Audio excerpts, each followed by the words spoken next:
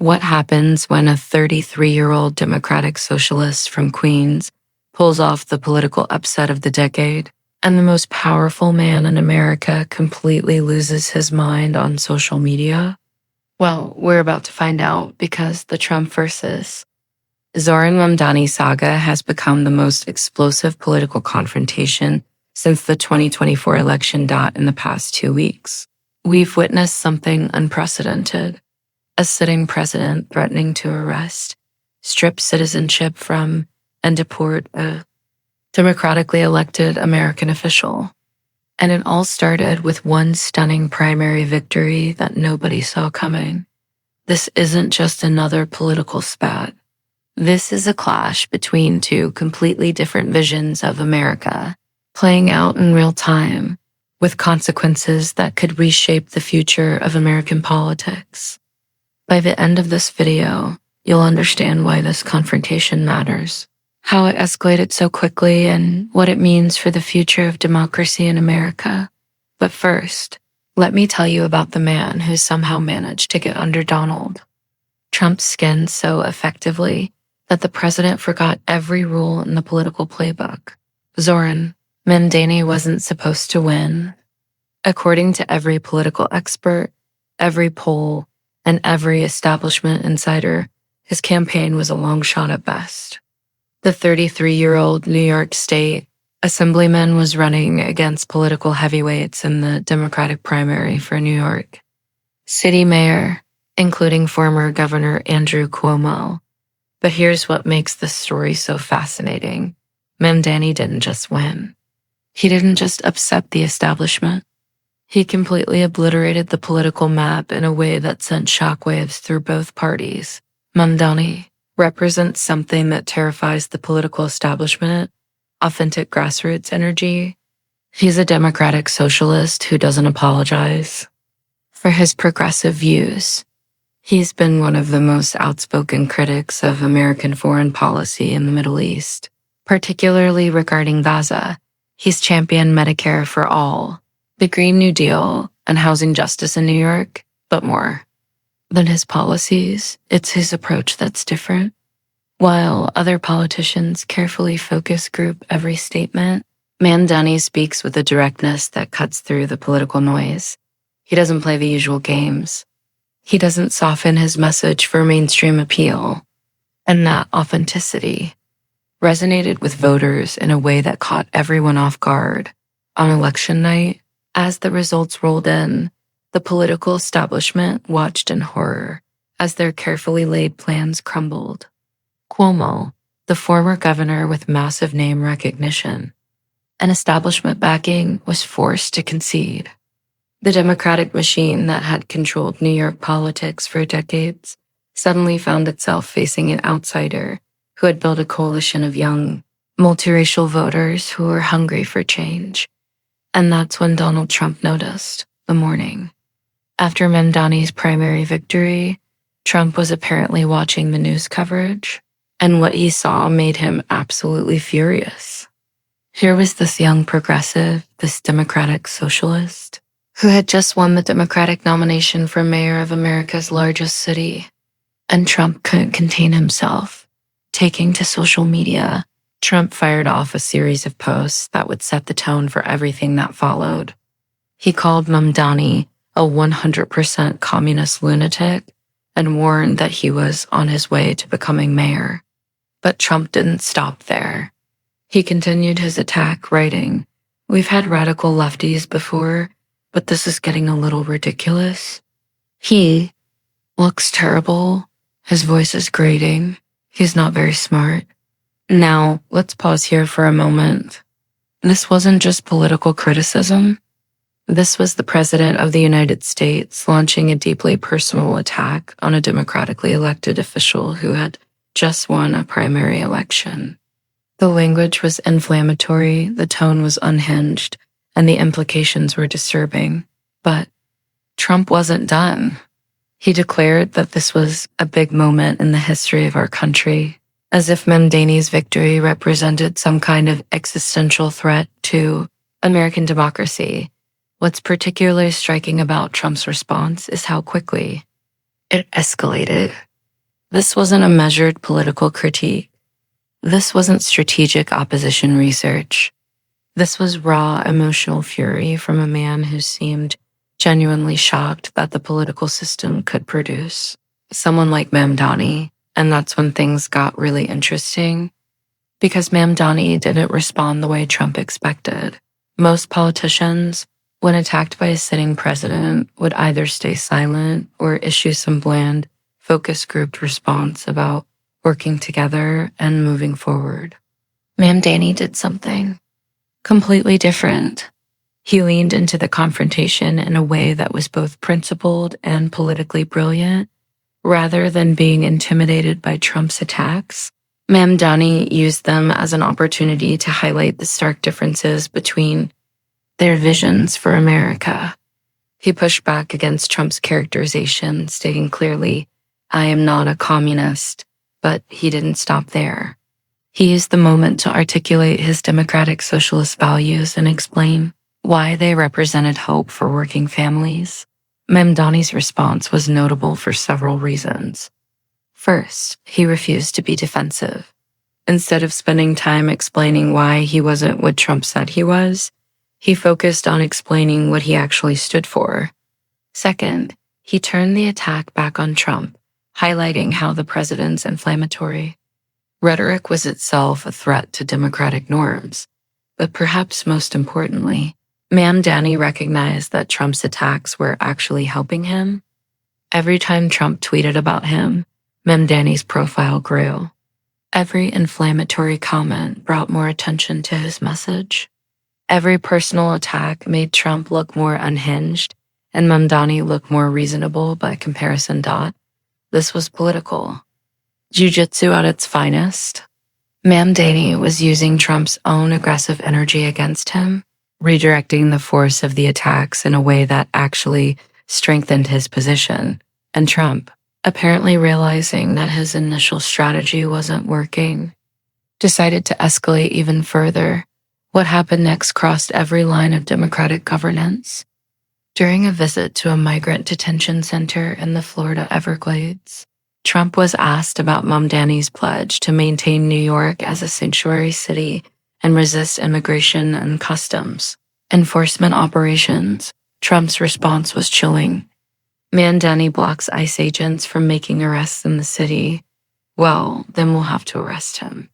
Let that sink in for a moment. The President of the United States was threatening to arrest a democratically elected official for carrying out policies that his constituents had voted for. This wasn't just political hardball. This was an authoritarian threat that struck at the heart of American federalism and democratic governance. But Trump didn't stop there. He escalated his threats even further, suggesting that he would not only arrest Mamdani, but strip him of his citizenship and have him deported. The president wrote, "The President of the United States just threatened to have me arrested, stripped of my citizenship, put in a detention camp, and deported." This was unprecedented. Never in modern American history had a sitting president threatened to arrest, denaturalize, and deport a democratically elected official for policy disagreements. The implications were staggering. What Trump was essentially arguing was that he had the power to override local democracy whenever it conflicted with his preferences. He was claiming the authority to arrest mayors, strip them of citizenship, and deport them if they didn't comply with his immigration policies. This wasn't just about immigration policy. This was about the fundamental structure of American democracy. Can a president arrest local officials who disagree with him? Can he strip citizenship from people whose politics he dislikes? Can he deport American citizens who oppose his agenda? These questions go to the heart of what kind of country America is and what kind of country it's becoming. Trump's threats against Mamdani revealed something deeper than just personal animosity. They exposed a fundamental misunderstanding of how American democracy is supposed to work, or perhaps more troubling, a deliberate attempt to undermine those democratic norms.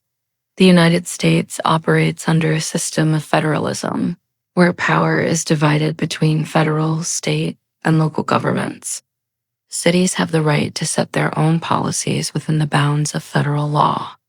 Mayors are elected by their constituents to represent their interests, not to serve as agents of the federal government. When Trump threatened to arrest Mamdani for maintaining sanctuary city policies, he was essentially arguing that local democracy only exists at the pleasure of the federal government. This is a fundamentally authoritarian position that undermines the entire structure of American governance. But the citizenship threats were even more serious. The idea that a president could strip citizenship from political opponents is so far outside the bounds of democratic governance that it's hard to even process. This is the kind of thing that happens in authoritarian regimes, not in functioning democracies. Legal experts were quick to point out that Trump's threats were not just morally wrong, but legally impossible. The president doesn't have the power to unilaterally strip citizenship from natural-born Americans. He doesn't have the authority to arrest local officials for policy disagreements. He doesn't have the right to deport American citizens. But the fact that these threats were legally baseless doesn't make them less dangerous. When the most powerful person in the country makes authoritarian threats, it normalizes authoritarian thinking. It suggests that the only thing preventing such actions is the president's restraint, not constitutional limits on presidential power. And that's exactly the kind of thinking that erodes democratic norms and institutions. Faced with unprecedented threats from the most powerful man in the country, Mamdani could have backed down. He could have moderated his positions, softened his rhetoric, or tried to find some middle ground. Instead, he did something remarkable. He stood firm in a powerful statement responding to Trump's threats. Mamdani declared, "We will not accept this intimidation." He made it clear that Trump's attacks would not change his commitment to protecting immigrant communities in New York. But Mamdani went further than just defiance. He used Trump's threats as an opportunity to educate the public about what was really at stake. He explained that the president's attacks weren't really about him personally. They were about democracy itself. Mamdani pointed out that if Trump could threaten to arrest and deport him for policy disagreements, then no elected official was safe. If the president could strip citizenship from political opponents, then no citizen was secure. If local democracy could be overridden by federal intimidation, then self-governance was meaningless. This was a masterclass in political communication. Rather than making the fight about personalities or even specific policies, Mamdani elevated it to a discussion about fundamental principles. He made it clear that this wasn't about him versus Trump. It was about democracy versus authoritarianism, and the response was remarkable. Instead of being intimidated by Trump's threats, supporters rallied around Mamdani. Donations poured in. Volunteers signed up. The attacks that were supposed to weaken him were actually making him stronger. Meanwhile, Trump was becoming increasingly frustrated that his usual tactics weren't working. The Trump-Mamdani confrontation isn't just about two politicians disagreeing. It's a microcosm of the broader struggle over the future of American democracy. On one side, you have Trump's authoritarian impulses, his belief that presidential power should be unlimited, and his willingness to use that power against political opponents. On the other side, you have Mamdani's commitment to democratic governance, local autonomy, and constitutional limits on executive power. This confrontation is playing out at a crucial moment in American history. Trust in institutions is at an all-time low. Political polarization is at dangerous levels, and there's a growing sense that the normal rules of democratic competition no longer apply. In this context, how leaders respond to authoritarian threats matters enormously. If elected officials cower in the face of presidential intimidation, it normalizes that intimidation. If they stand firm and defend democratic principles, It reinforces those principles. Mamdani's response to Trump's threats has been significant, precisely because it demonstrates that resistance is possible. It shows that even in the face of overwhelming power, democratic principles can be defended. It proves that authoritarianism is not inevitable, but the confrontation also reveals the fragility of democratic norms. The fact that a sitting president can threaten to arrest and deport political opponents with relatively little consequence shows how far American democracy has already eroded. The question now is whether this confrontation will serve as a wake-up call or simply another step in the gradual breakdown of democratic governance. The media coverage of the Trump-Mamdani confrontation has been revealing in its own right. Some outlets have treated it as just another political spat, focusing on the horse race aspects of the story rather than the constitutional implications. Others have rightfully highlighted the unprecedented nature of Trump's threats. What's particularly striking is how the framing of the story has shaped public perception. When media outlets focus on the personal attacks and inflammatory language, they risk normalizing the behavior. When they focus on the constitutional implications and democratic principles at stake, they help the public understand the real significance of what's happening. The coverage has also revealed the different ways that political figures respond to authoritarian threats. Some Democratic leaders have strongly condemned Trump's behavior and rallied around Mamdani. Others have been more cautious, perhaps worried about being associated with a democratic socialist or concerned about appearing too confrontational. This variation in response highlights one of the key challenges facing American democracy: how to respond to authoritarian behavior without legitimizing it or escalating the confrontation in ways that could make things worse. Perhaps even more telling than the Democratic response has been the reaction from Republicans. Faced with their party's leader threatening to arrest and deport a democratically elected official, most Republican politicians have remained silent. This silence is not neutral. When political leaders fail to condemn authoritarian behavior, they implicitly endorse it. When they refuse to defend democratic norms, they contribute to their erosion. Some Republicans have actually embraced Trump's attacks on Mamdani, seeing them as politically advantageous. They've amplified the communist characterization and used it to fundraise and mobilize their base. This response reveals something important about the current state of American conservatism. The movement that once prided itself on constitutional governance and limited government has largely abandoned those principles in favor of partisan loyalty and authoritarian power. The few Republicans who have privately expressed concern about Trump's threats have been unwilling to speak out publicly. This pattern of private concern and public silence has enabled Trump's authoritarian impulses throughout his political career. From a legal perspective, Trump's threats against Mamdani raise serious questions about the limits of presidential power and the rule of law. Legal experts have been quick to point out that the president's threats are not just morally wrong, but legally baseless. The president does not have the authority to unilaterally strip citizenship from natural-born Americans. The Supreme Court has repeatedly ruled that citizenship cannot be revoked without the individual's consent, except in very limited circumstances that don't apply here. Similarly, the president cannot simply arrest local officials for policy disagreements. While federal law enforcement can investigate and prosecute actual crimes, policy differences are not criminal matters. The deportation threats are perhaps the most absurd from a legal standpoint. You cannot deport American citizens regardless of their political views or policy positions. The legal analysis, while important, misses the broader point. The fact that these threats are legally impossible doesn't make them less dangerous.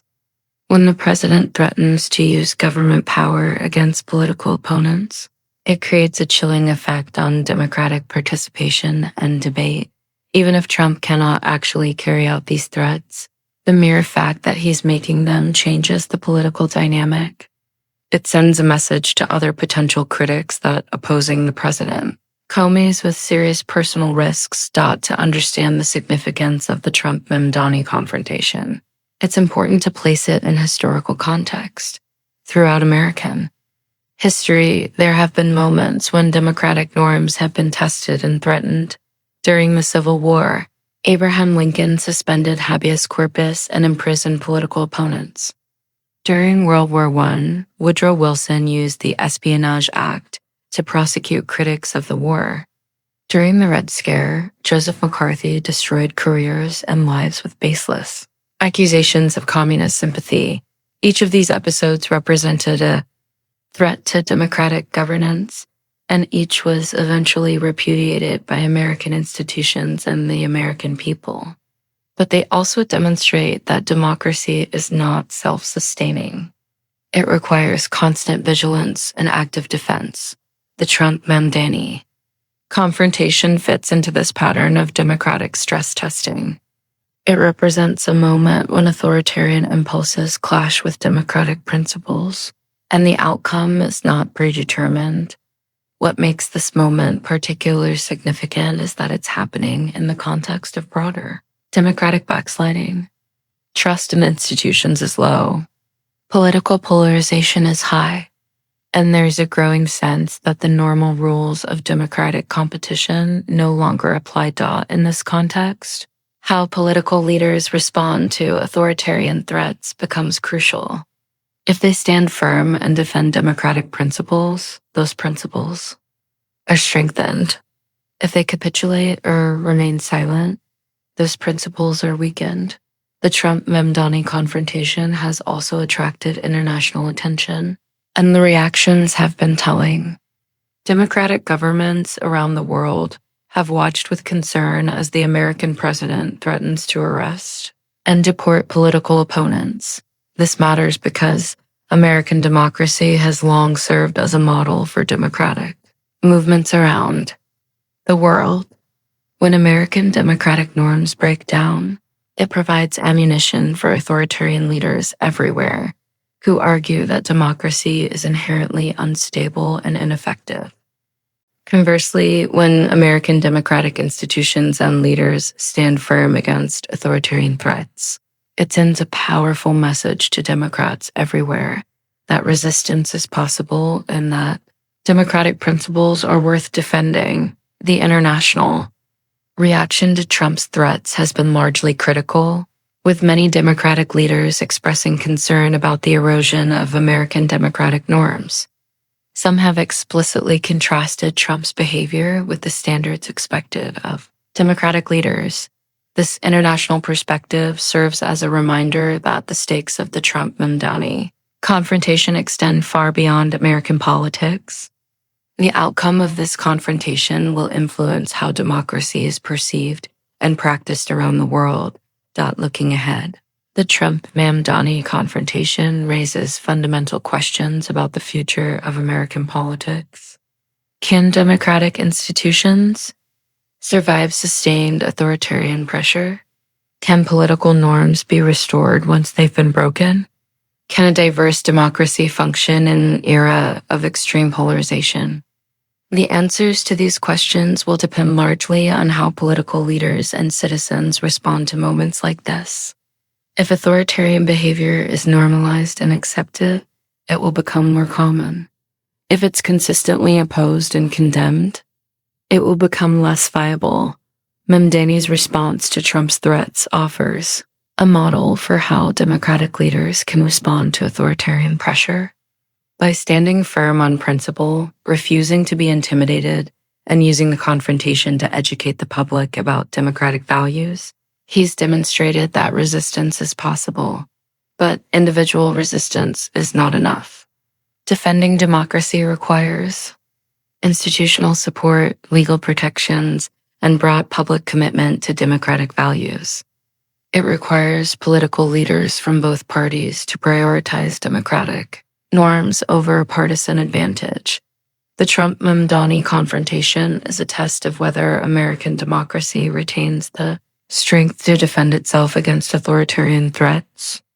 The outcome of this test will shape the future of American politics for generations to come. So, what does all of this mean for ordinary Americans? Why should you care about a confrontation between a president and a mayor-elect in New York? The answer is simple, because the principles at stake affect everyone. If a president can threaten to arrest and deport political opponents, then no elected official is safe. If democratic norms can be discarded whenever they become inconvenient, then democracy itself is in jeopardy. The Trump-Mamdani confrontation is not just about two politicians disagreeing.